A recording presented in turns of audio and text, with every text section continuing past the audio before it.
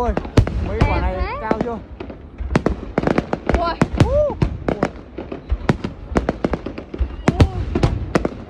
Mình thích mấy quả như này vậy. Ôi, mấy quả này đẹp thế nhở?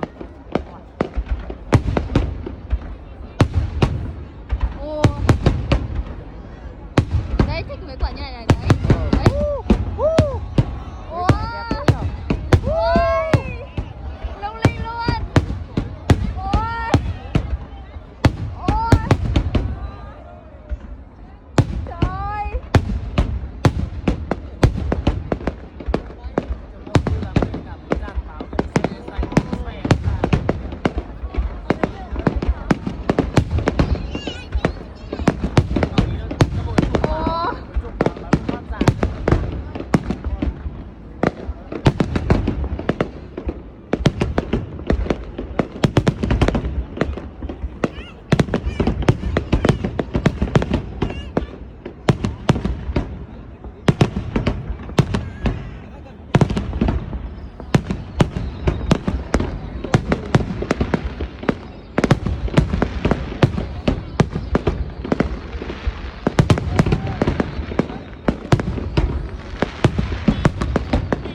Ôi, mấy quả trên cao mà nó té ra đẹp chưa nhỉ?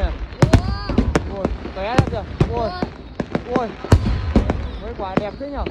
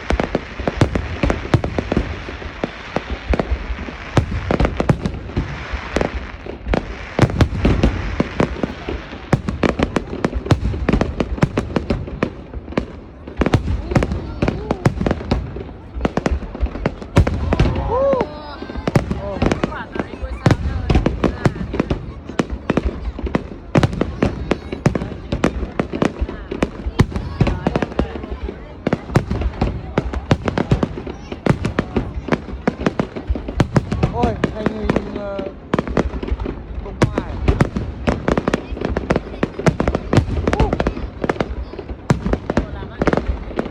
Ô, quả này đẹp này.